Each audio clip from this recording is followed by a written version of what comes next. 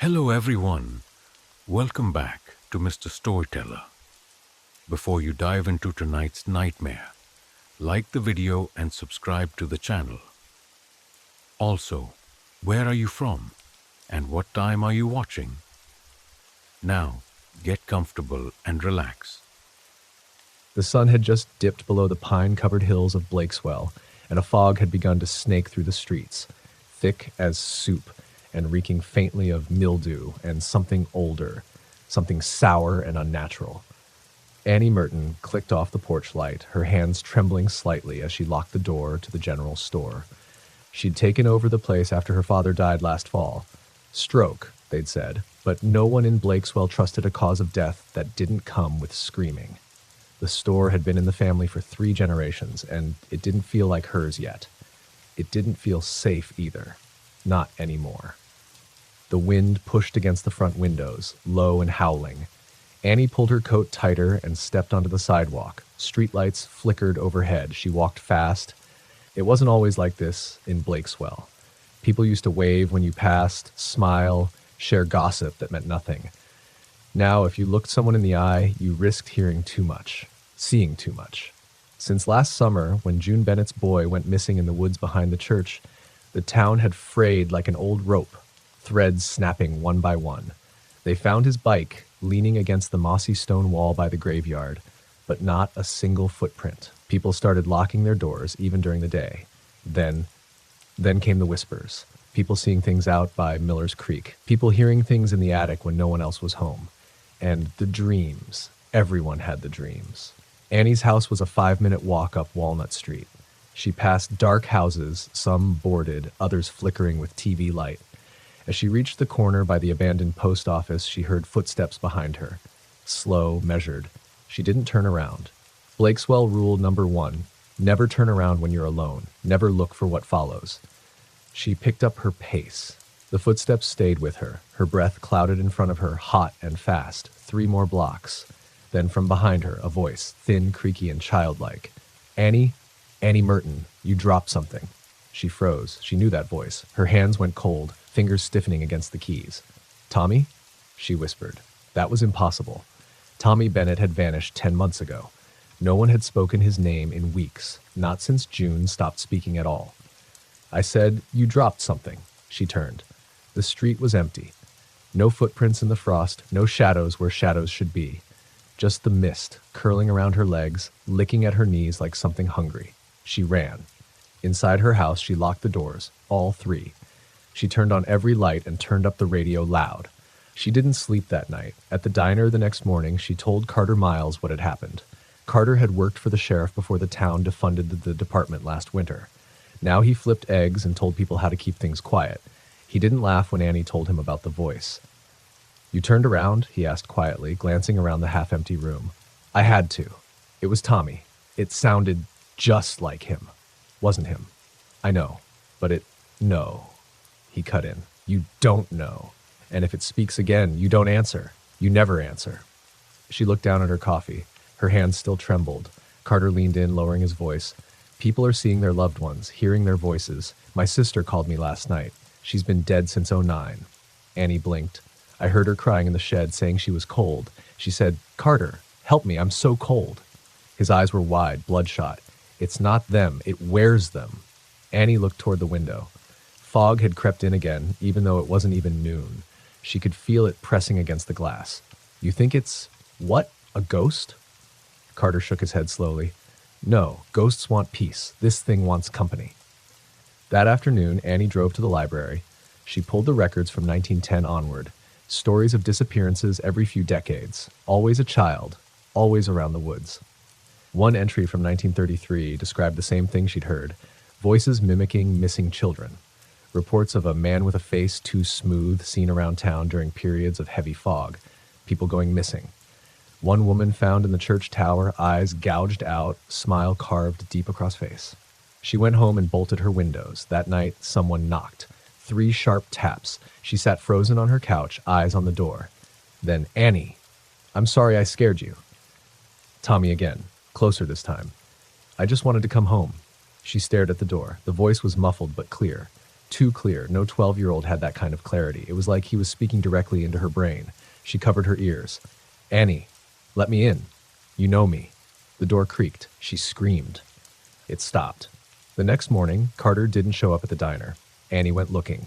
His trailer was dark. She knocked, then entered through the back. The walls were covered in drawings, pages torn from notebooks, nailed into the plaster with rusted nails, sketches of a tall, thin figure with no face, surrounded by fog, a hole where a mouth should be.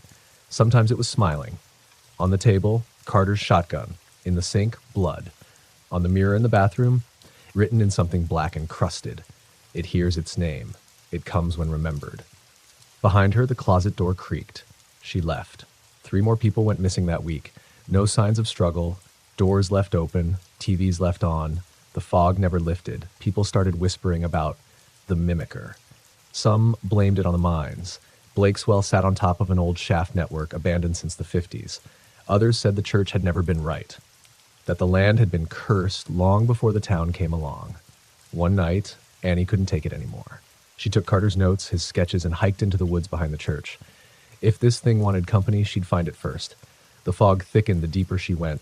Her flashlight caught glimpses of pale trees, the occasional patch of black, wet ground. No sounds, no wind, just the rhythmic crunch of her boots and her breath. Then, a voice. Annie, not Tommy. This voice was lower, familiar. Her father. Her dead father. She froze. "Don't go further, Annie. Please." The voice was thick with emotion. "It hurts here." She clenched her fists. "You're not real." Silence. Then, "I know, but I was."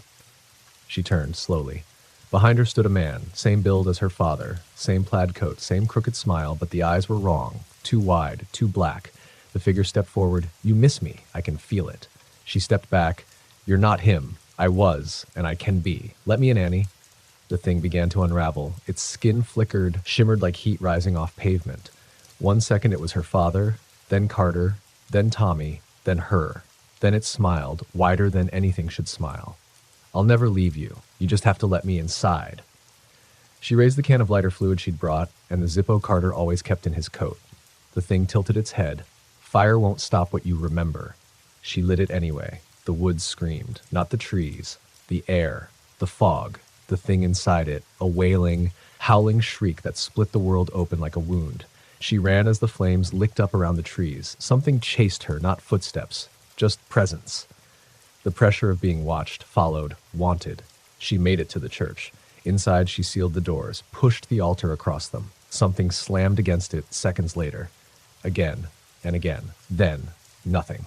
She waited until morning. The town didn't ask questions. The church was declared unsafe and left to rot. Annie never spoke about that night again, but the fog never really left. Sometimes it just sits at the edges of town, waiting. People still hear voices, still see things. And now, when Annie locks the store, she walks fast, never turns around, never answers, because something still remembers her name. And it's always hungry. Story number 2. The rain was coming down sideways the night Officer Lucas Herrera took the call. Dispatch barely got the message through the static. 1029, suspicious activity, 1147 Drexel Lane, possible trespass, no units in the area. Herrera, can you take it? Lucas clicked the mic. 10-4, en route. Drexel Lane was a forgotten cul-de-sac on the edge of Ashford County, a place where the roads hadn't been repaved in decades, and the trees leaned a little too close. Lucas remembered Drexel, an old farmhouse abandoned since the 80s after the Morley family tragedy. No one lived there, but the house had a way of drawing attention. Stories of lights in the windows, strange laughter in the woods behind it. Teenagers dared each other to break in until one went missing last year. They found his bike, but not him. Lucas didn't believe in haunted houses. He believed in meth heads, squatters, and kids with no sense of self-preservation. But something about that house always made his skin itch. He arrived just after midnight. The rain had eased into a cold drizzle, and the trees loomed like silent witnesses.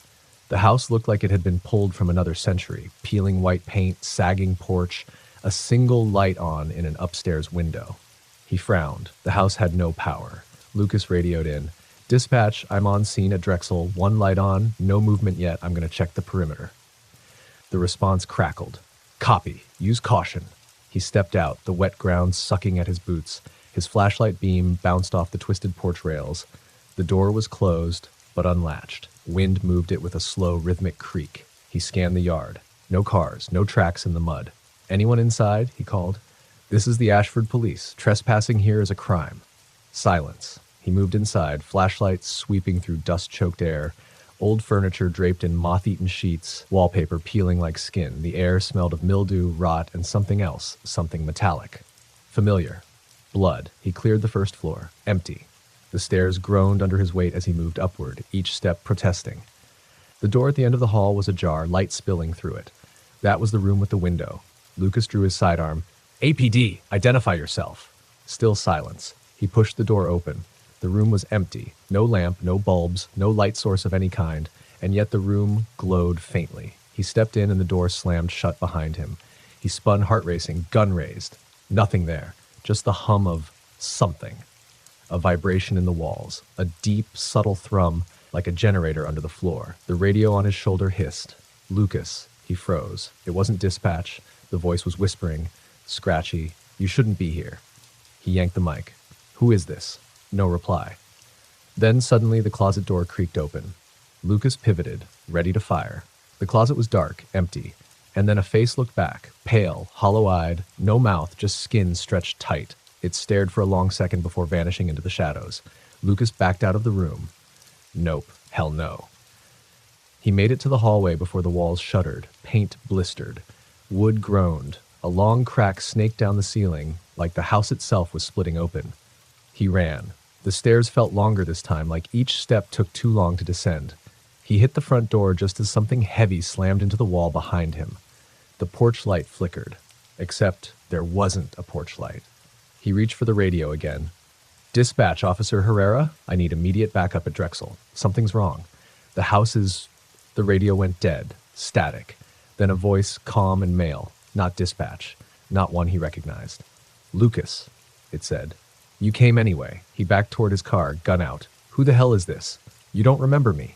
The voice was soft, almost regretful. "I remember you. You were the rookie, the one who wrote it off as an accident." "What accident?" There was a pause. Then, "You left me here." Lucas's throat tightened. A memory pushed to the surface, 10 years ago. A call to this same house, noise complaint. Kids broke in, one fell through the floor into the basement.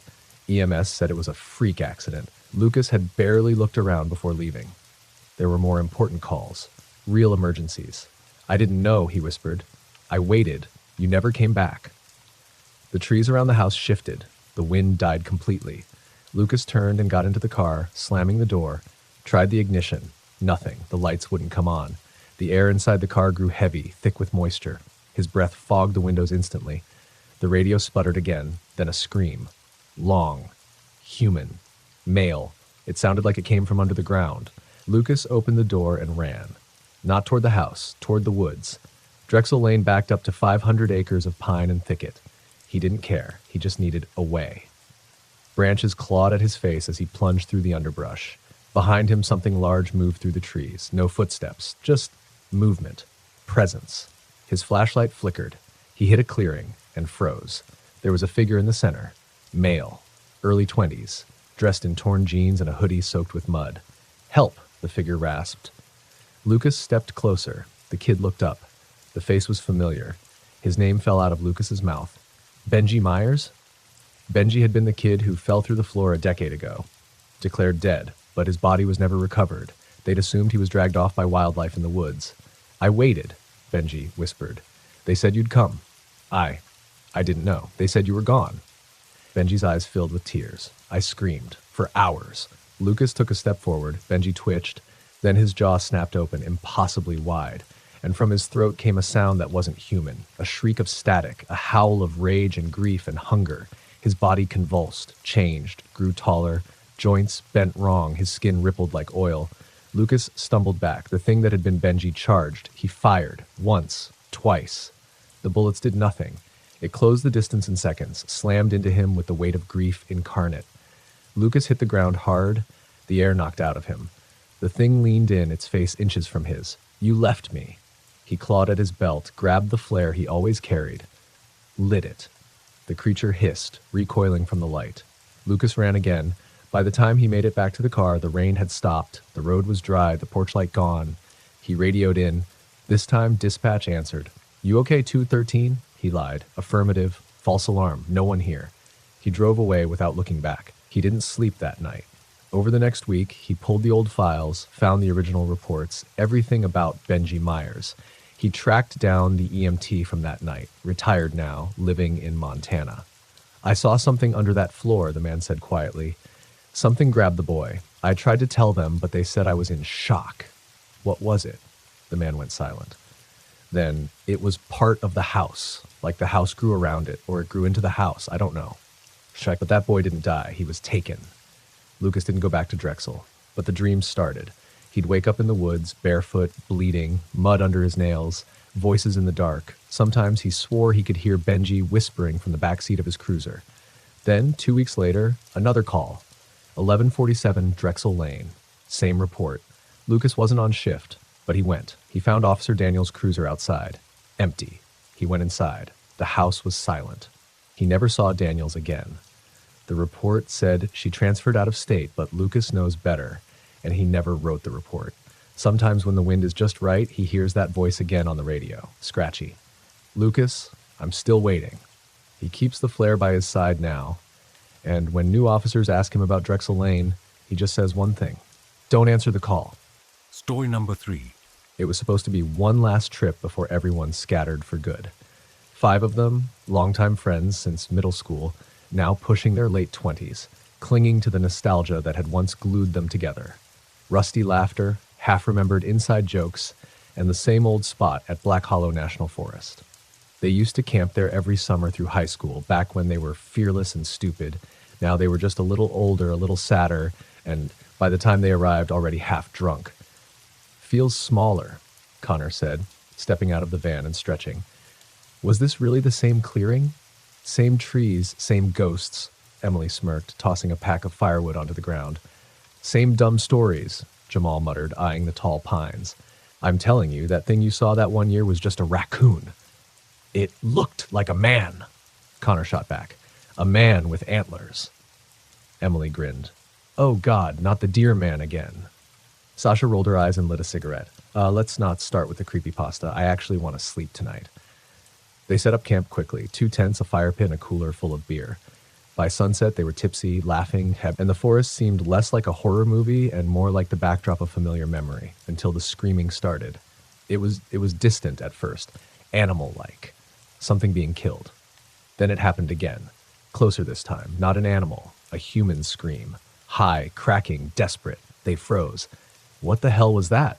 Jamal asked, standing slowly. They all listened. Nothing. Emily stood and dusted off her jeans.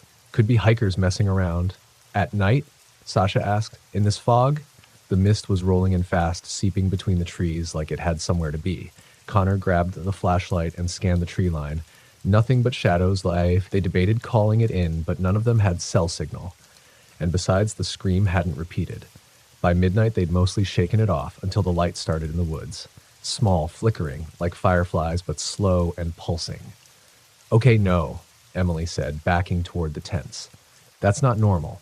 "I've never seen fireflies move like that," Sasha agreed. "They're in a line?" The lights were weaving between the trees, forming a kind of path, and then they stopped, one by one, until the woods were dark again. Connor turned off his flashlight. "Wait," Sasha said sharply. "Why'd you do that?" "I didn't." They all looked. The flashlight lay at his feet. Off. The batteries were dead. Then the campfire dimmed. Not died. Dimmed. As if someone had turned a dial. No wind. No smoke. Just less flame. "I don't like this," Jamal said. "I don't like this at all." The scream came again, this time much closer. They bolted for the tents, but Connor froze. He was staring into the woods at a figure. Tall. Thin. Too thin. Standing between the trees, watching. It had no face. No clothes. And it was swaying gently, side to side. Then it took a step forward. Connor turned and ran. They didn't sleep. No one spoke until dawn. When they finally looked around in the morning light, everything seemed normal again, except for the footprints, leading from the woods, right up to their tents, and then back into the trees. Bare, human-shaped, but wrong. Too long, too flat. And there were only 3 toes. They packed up, no more bravado, no more jokes. The ride back to town was silent. At the ranger station, they reported what they'd seen. The ranger, an older man with sun-damaged skin and sad eyes, just listened quietly. When they finished, he leaned forward. "Did it sway?" he asked. They all nodded slowly. He sighed. "You're not the first," Jamal laughed nervously. "Excuse me?" The ranger scratched his beard. "Used to be stories back when I was a kid. We called it the Hollow Man. People'd see him when the fog rolled in. Said he was some kind of forest echo, a memory the trees didn't want to forget." "Is that supposed to be comforting?" Sasha snapped. "No," the ranger said flatly. "It's supposed to be a warning." He opened a drawer and pulled out a map, drew a circle around the area they'd camped. "You don't go here. Not in fog. Not ever." "Why?" Connor asked. The ranger looked at him. "Because it remembers you." They didn't speak much after that. Jamal deleted all the photos from the trip. Emily moved to the city. Connor started sleeping with a light on. Sasha never camped again. But the worst was 2 weeks later. Emily got a package. No return address. Inside, a Polaroid taken from inside the woods, their campfire, their tents, all of them asleep, and standing just outside the light's edge was him. Tall, swaying, smiling. Story number 4.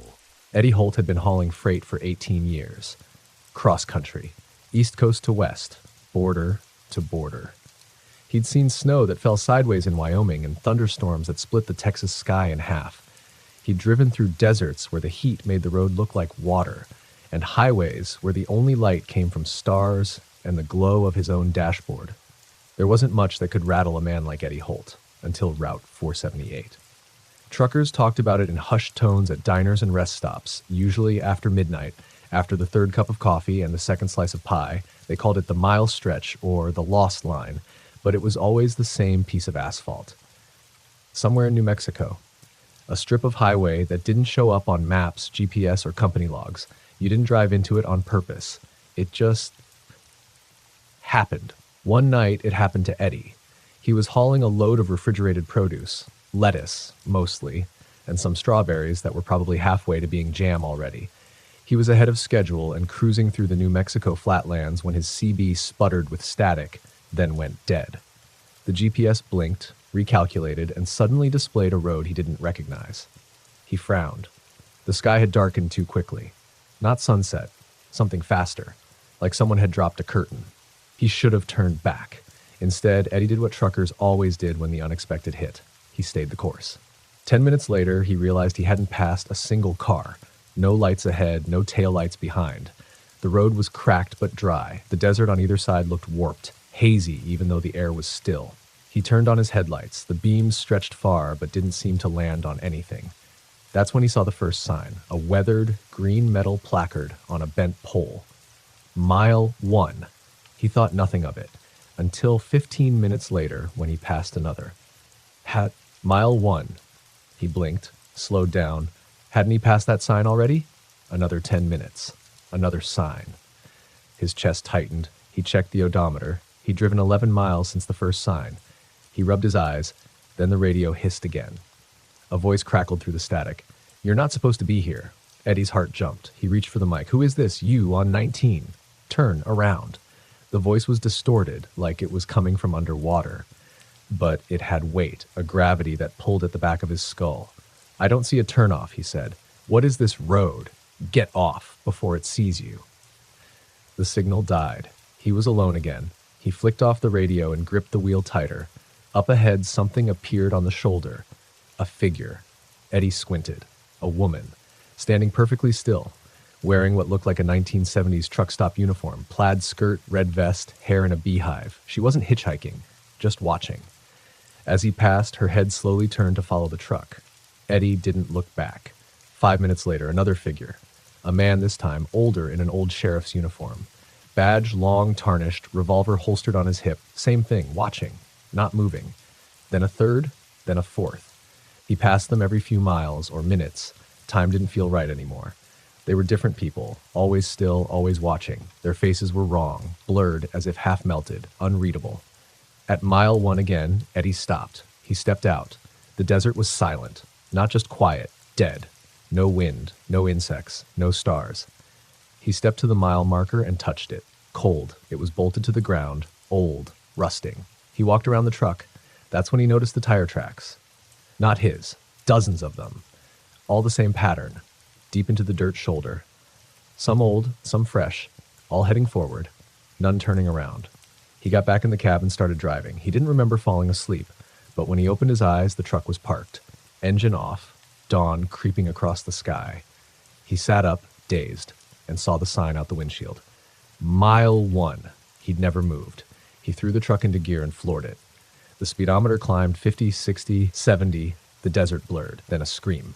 Not on the radio, in the cab, beside him.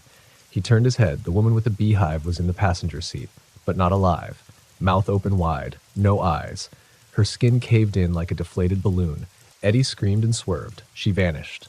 The road was gone. No signs. No sky. Just blackness swallowing the truck. He was floating, falling, crashing.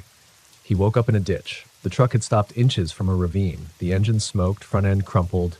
He staggered out, bleeding from the scalp, hands shaking. He was back on a real road. Route 14, a mile from the last gas station, he remembered. He walked to the shoulder. No mile 1 sign, no figures, no black sky. A rancher found him 2 hours later, wandering and muttering. They said he'd fallen asleep at the wheel. Lucky to be alive. But Eddie knew better. He called in the load, got towed, never took another haul west of the Mississippi again. He quit trucking 6 months later. He drinks too much now, lives alone, keeps his CB radio in the garage collecting dust, but sometimes late at night he turns it on, channel 19, and listens, just in case someone else is out there. Stuck on mile 1. Story number 5. The night shift at St. Lillian's Hospital had always had a strange rhythm. It wasn't just the quiet, it was too quiet, especially between 2 and 4 a.m. The lights always seemed dimmer during that stretch, the hallways longer, the silence denser. Nurse Dana Keller had worked the graveyard shift for over 3 years. She didn't mind the solitude. Fewer doctors meant fewer egos. Fewer visitors meant less drama. And the patients? Well, they mostly slept, but even Dana couldn't ignore what people whispered about the old North Wing. Don't go down hallway 9 alone, they'd say, usually with a half laugh and a glance over their shoulder. Patients still die down there, and sometimes they don't leave. It sounded like typical nurse lounge superstition, but she'd heard it too many times to completely dismiss it. St. Lillian's was ancient, built in 1893 and expanded in crooked wings and makeshift additions over the decades. Hallway 9 had been part of the original building, stone walls, narrower than the rest, and colder, even in summer. The lights flickered more there, too. It had once been the psychiatric unit before the modern wing was built. Tonight, Hallway 9 had a patient. Room 914. Mr. Thomas Breyer, admitted after a stroke, in his 80s, unresponsive, on palliative care. A quiet case, the type Dana usually volunteered for. But when she picked up the chart, the night charge nurse Elsa gave her a long look. "You sure you want that room?" she asked. Dana arched a brow. "Why? He's DNR, on fluids only." Elsa didn't answer at first. Then she said, "You hear anything weird in there? Just leave. Don't ask questions." Dana smiled tightly. "You know I don't scare easy."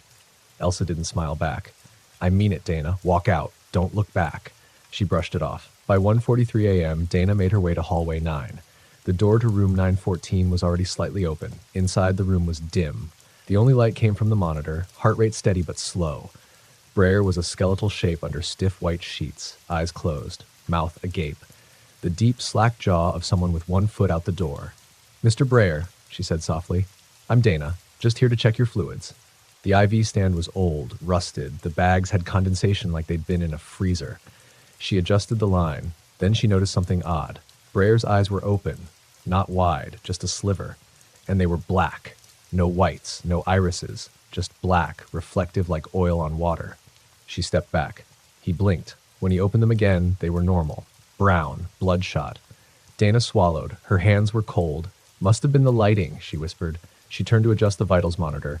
Behind her, the sheets rustled. She spun. Breyer hadn't moved, but something had. The room smelled different now, not antiseptic, old, wet, like rotting wood and mildew. Her fingers brushed the call button. She pressed it. Nothing. No beep, no signal. Then the lights flickered. The monitor's steady beep jumped, heart rate rising. Breyer's mouth moved, no voice, just a dry rasp. She leaned in, his lips cracked apart, and then, barely audible, "He's under the bed." She froze. "What?" His eyes rolled back. Lips moved again. "Don't turn around." Dana's skin crawled. She took a step back, hands still on the bed rail. Mr. Breyer, the monitor flatlined. She went for the crash button instinctively, but the screen blinked. No code. Who? She whispered. The lights went out. Pitch black. Something breathed in the room. Not shallow like Breyer's. Deep. Wet, close to the floor. Dana pulled out her phone and switched on the flashlight. Slide. The beam cut through the dark. Landed on the bed. Empty. Breyer was gone. The monitor still showed his vitals. Still flatline. Then the bed frame shook from underneath. She dropped the phone. The light spun wildly as it hit the floor, and for half a second the beam caught something moving beneath the bed. Not a man. Not a patient. Something long, pale, and fast. She ran. Made it halfway down the hallway before the emergency lights flicked on overhead, red and pulsing. Then the intercom buzzed. Not the hospital PA. Something older. A speaker crackling like a radio left in the rain, and from it a voice, "Room 914 is ready for you." She didn't stop running until she reached the nurse's station. Elsa was already waiting. "You saw it, didn't you?" Dana nodded, breathless. Elsa handed her a bottle of water. Her hands shook slightly. "We call him the Thing Under. Shows up every few months when someone's close to dying in that hallway. Doesn't come for everyone, just the ones who've seen it before." I didn't see it before. Maybe not with your eyes. Later, Dana checked the logs. Room 914 hadn't been used in over 6 months. Mr. Breyer had died in hospice 5 days earlier. No one admitted since. Security footage from hallway 9 showed Dana walking in at 1:43 a.m. and running out at 1:58 a.m. But when they checked inside the room, it was empty. No bed, no equipment. Just cracked tile and a circle burned into the center of the floor, like something had waited there for a long, long time. A week later, Dana resigned from the night shift. She took a position in pediatrics, far from hallway 9. But every so often, when she passed certain doors, she could swear she saw a pale hand slip just out of sight.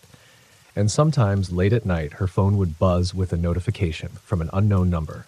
"Room 914 is ready for you." Story number 6. The last time Carter Reeves saw the sun was just before midnight, somewhere outside of Albuquerque. That's not a metaphor. That's what happened. He'd been on the road for 14 hours straight, a solo drive from Los Angeles to Austin for a job interview he wasn't even sure he wanted. His playlist had grown stale. His coffee was gone. The highway sign stopped making sense somewhere past Moriarty. At some point, the horizon began to look wrong, and that's when he saw it. A gas station glowing faintly in the distance like an oasis. The sign read, "Easy Go number 113. No town. No exit number. Just a flickering neon open sign and 3 pumps caked in desert dust." He pulled in. The moment his tires rolled over the gravel lot, the temperature dropped 10 degrees. A chill slipped through the air vents. Carter rubbed his arms and glanced around. No other cars, no houses, no road lights. Only the gas station, sitting quiet under a too large moon. The pump screen blinked once, then again. No prices, just a cursor blinking like it was waiting for input. When he picked up the nozzle, a static buzz filled the air. He jumped.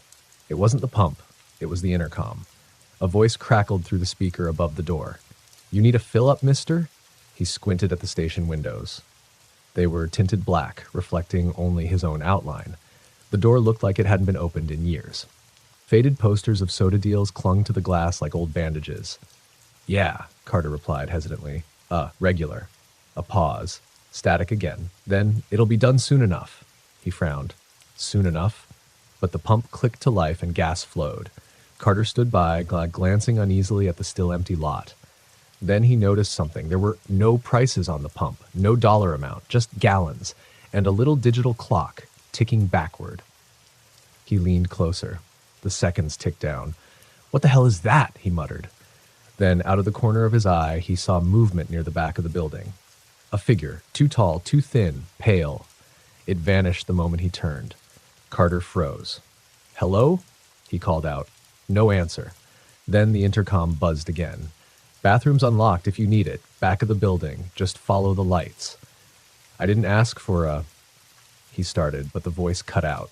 He looked behind him. A flickering bulb lit up above the far wall. The restroom door hung open. Just barely. No thank you, Carter thought. He stayed by the pump. The countdown ticked lower. Inside the station, a light switched on. He turned. Something was standing just behind the glass now. A shape, tall, still, watching.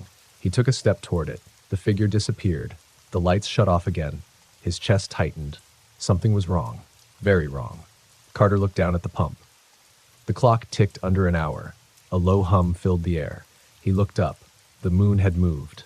Higher. Too fast.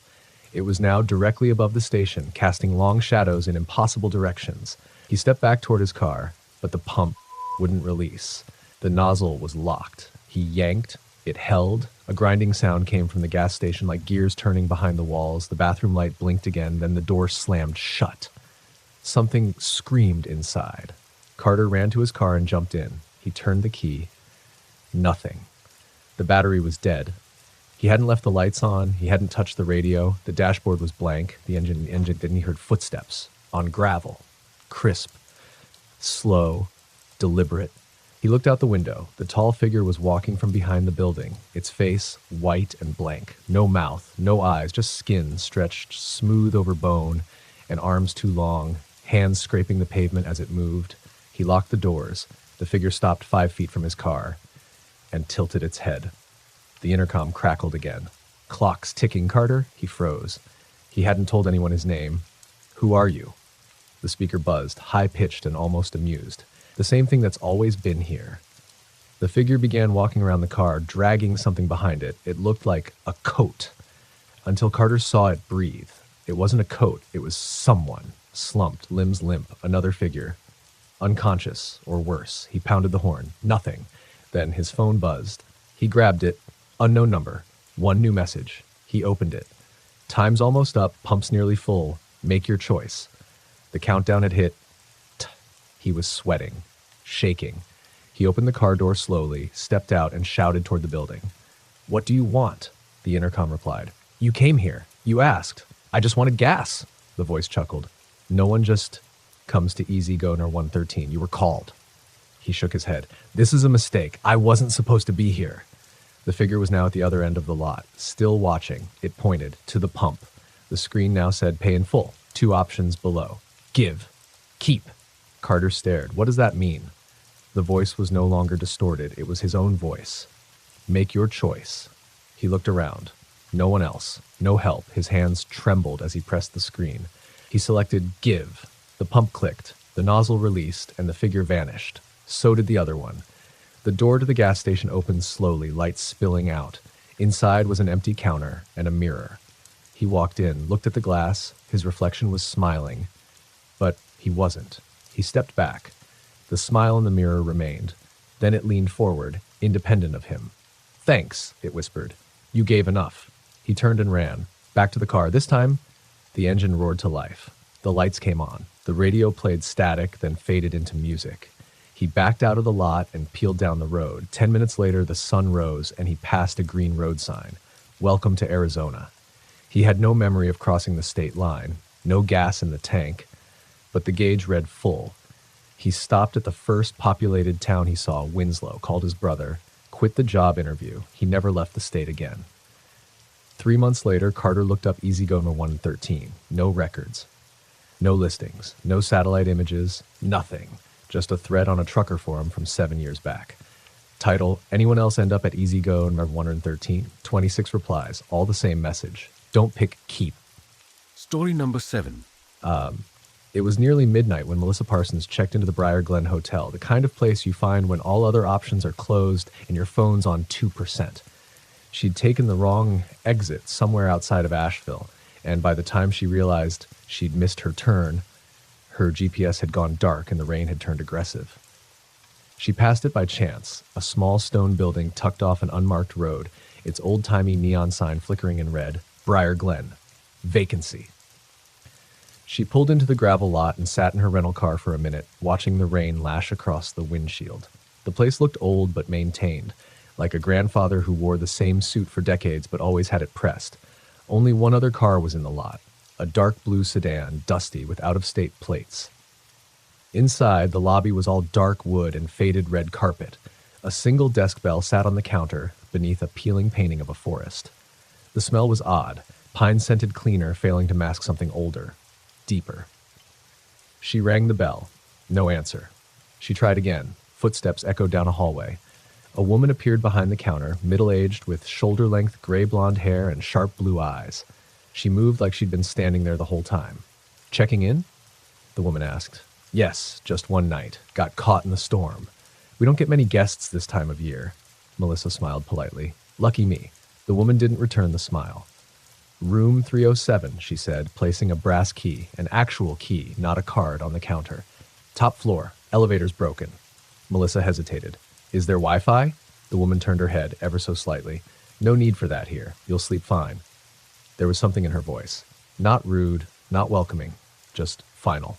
Melissa took the key, mumbled a thank you, and carried her overnight bag up the creaking stairs. Room 307 was at the very end of the hall.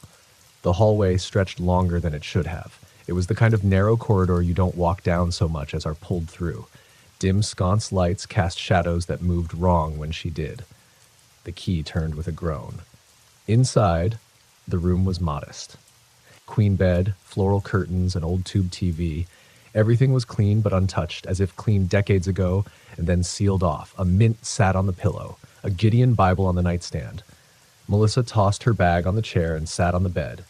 The rain had let up. The silence was heavy. She turned on the TV. Static. Pressed the button again. Nothing. Just white snow and a low hum. The remote was missing. She clicked it off, turned to plug in her phone.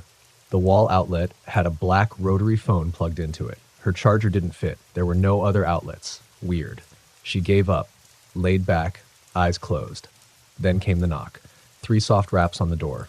She sat up, checked the time, 12:47 a.m. She stepped to the door and peered through the peephole. Nothing. She opened it slowly. The hallway was empty.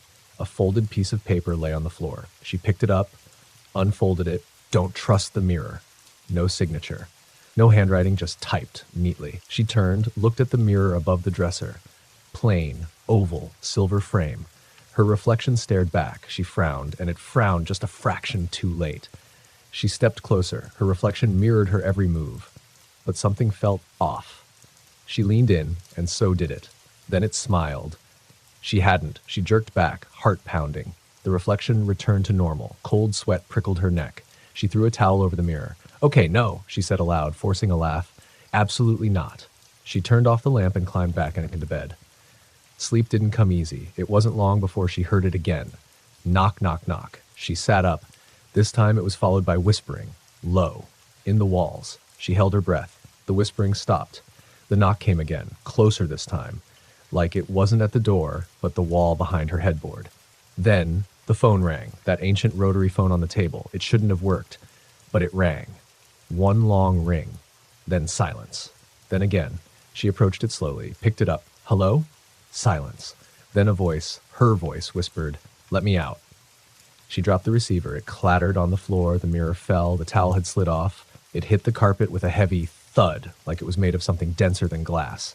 She stared. Her reflection stood in the mirror, but didn't move, didn't copy her. It blinked, then raised a hand and knocked 3 times on the inside of the glass. Melissa backed away. Her reflection smiled, tilted its head, and began to speak. No sound, just mouthing words. Room 308. Melissa turned, looked at the wall behind her. There was a door there. They're just barely visible through the wallpaper. Faint outline. Seamless. Room 308? She knew she shouldn't. But something in her bones urged her forward. She pressed her hand to the wall. It was cold. The door creaked open on its own. Inside was nothing. Just a staircase, descending, far deeper than the hotel should go. Stone walls. Dirt floor. Melissa turned to leave, and the door slammed shut behind her. Trapped. No choice. She began to descend. Each step echoed too long, like it fell through time itself. She passed old hotel signage, faded portraits with no faces, doors with no handles. She began to lose count. At the bottom was a room. Bare walls, 1 chair. A mirror, just like the one in her room. And in the mirror she saw herself, except she was inside, pounding on the glass, screaming, mouthing words. That's not me. Behind her stood the woman from the front desk, grinning, holding a key. Room 307. Then, darkness swallowed the image. Melissa screamed. The lights snapped on. She was back in the room, alone. Morning sunlight filtering through the curtains, phone charged, mirror intact, the mint back on the pillow. She fled. Didn't pack. Didn't check out. Just ran to her car. As she pulled out, she glanced back at the building. The sign no longer said vacancy. It said, No guest ever checks out. She drove for hours without stopping. Her phone had full signal again, but no matter how many times she opened Google Maps, Briar Glen Hotel didn't exist. No listings, no records, no anything. She got back home, moved on, tried to, but every time she passes a mirror, she hesitates, because sometimes her reflection smiles before she does, and sometimes it knocks 3 times. Story number 8. It started the night Jamie Wilson decided to stay home alone. Her parents had taken a rare weekend trip upstate, their first getaway in years. Jamie was 17, independent, used to the quiet. She practically begged them to go. The house sat in a quiet suburb just outside of Allentown, Pennsylvania. Old but sturdy, with creaky floors and thin walls. The kind of house that settled loudly and groaned like it had secrets. It was Friday, cold and damp. Rain tapped the windows like anxious fingers. Jamie had the whole place to herself. Snacks, Netflix, her phone. She curled up on the couch with a blanket and put on an old horror movie to match the mood. The wind howled outside, rattling the trees. By 11:30, she was half asleep when the power flickered. Twice, then went out completely. Darkness. Total. She waited for the familiar hum to return, but it didn't. Nope, she muttered, grabbing her phone to use as a flashlight. Her screen lit up the room in soft blue, just enough to see the outline of furniture and the pale glow of rain on the windows. She stood and padded toward the kitchen to check the fuse box. The basement door groaned as she opened it. She hesitated. Her mom hated the basement. Always said it felt off. Jamie rolled her eyes every time. Now she wasn't so sure. Still, she wasn't a kid. She made her way down the stairs. Halfway down, she stopped. A sound, like breathing, not hers. Deep, wet, slow. "Hello," she whispered, heart jumping. No reply. She held her phone up and scanned the room. Just dusty shelves, old boxes. But in the far corner, where her dad kept the tools, something was off. A box had been moved. She didn't remember that being there. Her thumb hovered over the flashlight button, but before she could switch it on, she heard something behind her. A soft creak, like someone stepping on the stair above her. She spun, phone up, nothing there. She took the last few steps backwards and slammed the basement door shut. Her pulse was racing now. In the kitchen, she checked her phone. The battery was at 8%. She turned off the screen and walked back to the living room. A flash of lightning lit up the window. For a split second, she saw a face. Not right against the glass, farther back, in the yard, just standing there. A man, pale, wearing something dark, watching. She stumbled backward, breath catching in her throat. She waited for the next flash. When it came, the yard was empty. She locked the door, double-checked the others. She texted her parents. No reply. She called, straight to voicemail. Her phone buzzed. Unknown number. She didn't answer. It rang again, then stopped. A text appeared. "You should have stayed in the basement." She stared at it, stomach sinking. Another text. "Now it's too late."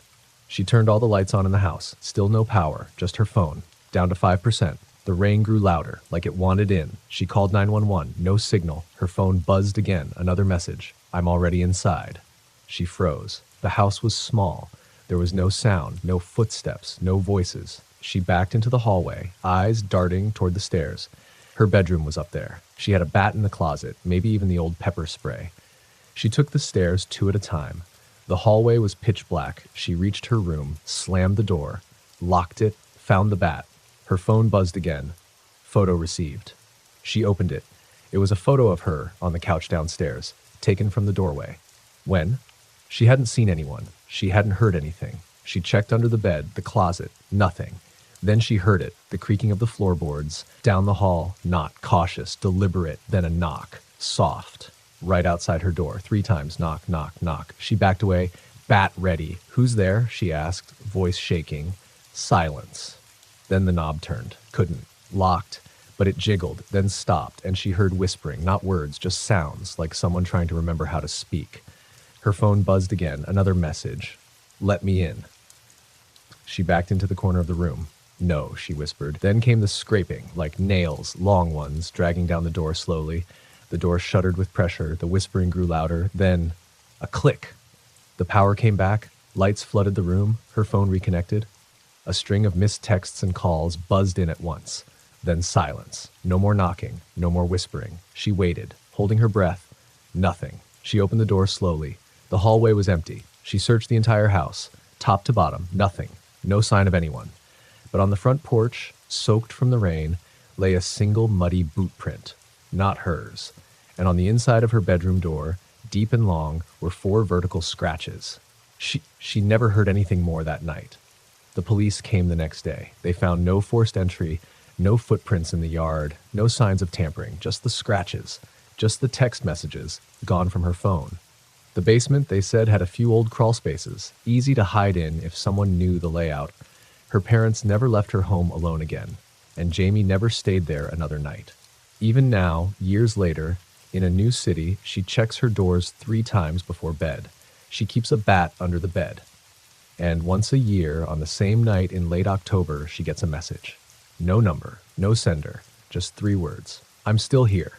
Story number 9. The Ophelia had been at sea for 8 days when the first strange thing happened. She was an old research vessel, repurposed for marine surveying, owned by a small university with a dwindling oceanography budget. 5 people were aboard. Dr. Lena Miles, lead scientist, Tom McCaffrey, the ship's engineer, Naya Cheng, marine biologist, Logan Reyes, graduate student, and Captain Eli Voss, a retired Navy man with 30 years at sea. They were stationed 200 miles off the coast of Newfoundland, scanning the ocean floor near the Laurentian Abyss, one of the deepest parts of the North Atlantic. The work was routine: sonar mapping, deep-sea sampling, charting temperatures. Long days, longer nights. The ocean was strange out there, unnaturally still at times. Their instruments would glitch without cause. The sonar in particular picked up things that shouldn't have been there. On the 8th night, Lena was reviewing the day's sonar maps in the cramped operations cabin when Logan knocked lightly. "You need to see this." He sounded shaken.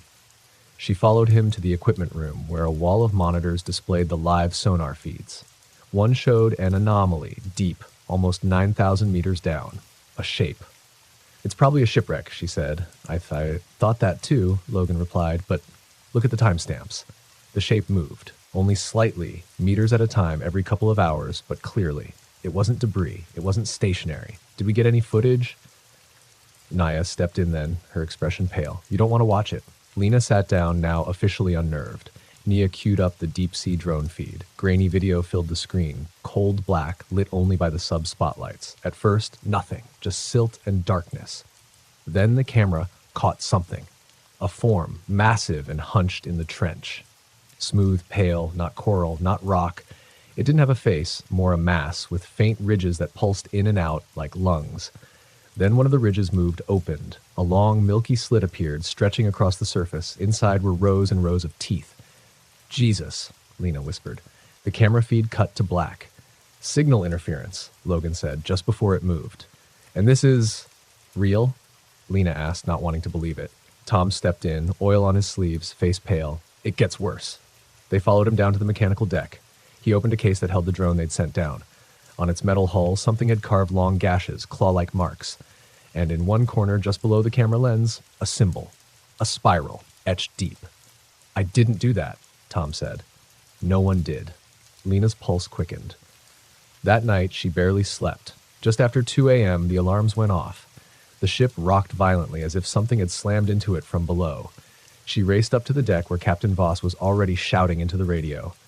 "We've lost engine control," Tom called out from below. "It's not mechanical. It's like something's gripping us." They looked over the edge. The water boiled. Not from heat, but from movement. Something vast was beneath them, circling. Naya stumbled out onto the deck, holding a hydrophone receiver. "It's making noise," she said. "It's singing." They all froze. The device let out a distorted, gurgling tone, low, mournful, and rhythmic. It didn't sound like whale song. It sounded deliberate, like language. "Are we recording this?" Lena asked. "No time," Voss barked. "We need power back." Then the sea opened. A column of black water rose up beside the ship, towering above the deck like a geyser. And inside, just for a moment, was an eye, the size of a car, glossy, watching. Then the water crashed back down. The ship lurched. Logan was thrown overboard. "Logan," Naya screamed, leaning over the rail. But he was gone. No splash, no scream, just taken. They searched for hours, nothing, not even a ripple. They tried to radio the Coast Guard, no signal. Satellite phone? Dead. Lena took the helm as Voss pored over the maps. "Where are we?" she asked. He didn't answer at first. "Captain?" He finally looked up, face drawn. "We're off the charts." "What do you mean?" He showed her the GPS screen. The location read as gibberish. Coordinates that didn't exist. No satellites are picking us up, he said. We're not anywhere. The sun didn't rise the next morning. The sky lightened, but only a little. A sickly gray glow hovered over the water. No birds, no wind, no horizon, just stillness. By the second night, they were all cracking. Naya barely spoke. Tom stayed below deck. Voss drank. Lena kept reviewing the sonar. The shape had grown. Whatever was beneath them was rising and closer. At 3:12 a.m., the ocean lit up beneath the ship. A faint blue glow spreading outward in rings, bioluminescent like algae, but brighter. Organized, forming patterns, the spiral again, over and over. I think it's calling to us, Nia whispered. Lena turned to her. Naya's eyes were bloodshot. She hadn't slept. It knows we're here, she said. It wants us to see it. Then they heard it, knocking, from beneath the hull. Rhythmic, measured, intentional, like someone knocking on a door. Boom, boom. Voss collapsed on the deck, clutching his head. They're in my mind, he whispered. Voices, too many. Tom emerged from the engine room, wild-eyed. We can't leave, he said. It won't let us. What is it? Lena demanded.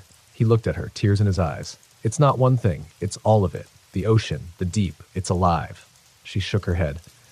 Logan knew, Naya said. Before he went over, he was muttering all night, said the abyss was hungry, that it doesn't like being watched. The sonar spiked, a new reading. Something was rising. Faster this time. Lena grabbed the controls. We're getting out of here! No! Tom shouted. We can't. Then a new alarm. The hull ruptured. Water began flooding the lower deck.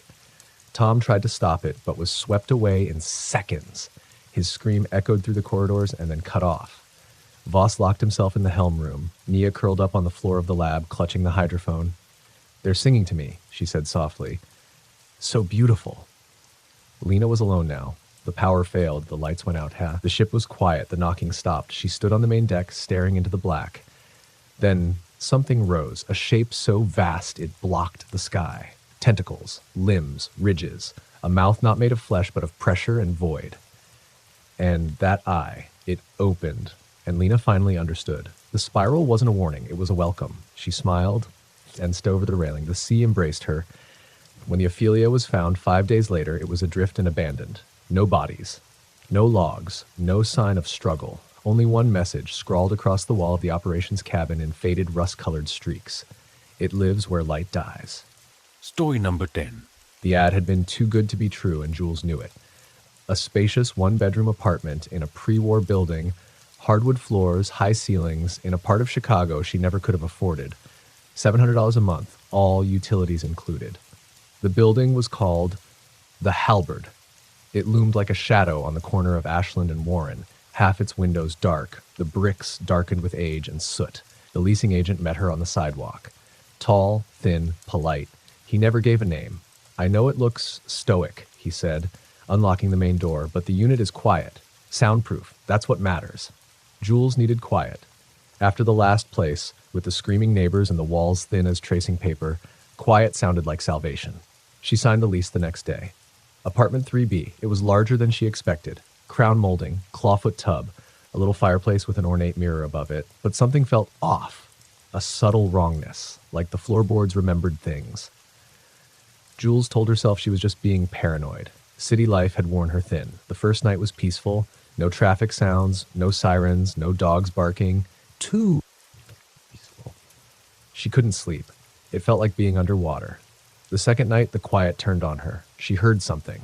Not loud, just a click, like a switch being flipped. She sat up in bed, heart thudding. Silence. Then again, click. From the living room, she crept out barefoot, holding her phone like a weapon. The lights were off. The mirror above the fireplace reflected her shadow like a stain. She clicked on her flashlight. Nothing there, except the hall closet door was open. She swore she'd closed it. She moved toward it slowly, one step at a time. Inside was just her coat, boots, a broom. Nothing else. She shut the door, locked it, even though it didn't have a lock before. The next day, she asked the neighbor across the hall, a woman in her 60s named Mrs. Devlin, about the building. "Oh, sweetie," Mrs. Devlin said with a pitying smile. "They still rent out 3B? What do you mean? You don't feel it?" Jules hesitated. "Feel what?" Mrs. Devlin just nodded. "It doesn't like being empty." She closed her door without another word. That night, Jules dreamed she was in the apartment, but not alone. Something moved in the mirror, not a reflection. It stepped out, She woke up with a gasp. There were 3 long scratches across the mirror's surface, as if something had tried to claw through. She ran her fingers over them. No grooves, no damage. The glass was smooth, her heart pounded harder. She didn't tell anyone. Not yet. But the noises started getting bolder. The sound of footsteps in the hall when she was in the shower. The closet door swinging open while she cooked. Clicking. Always the clicking. Like nails tapping tile.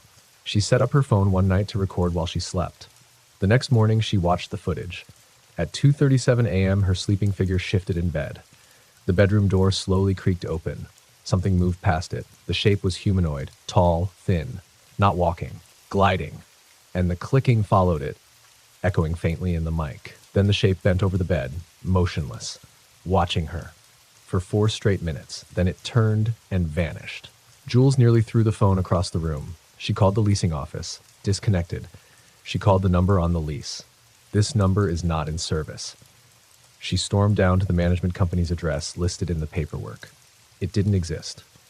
The building at that address was a bakery, open for 30 years. They'd never heard of the Halberd. Panicked, Jules tried to move out.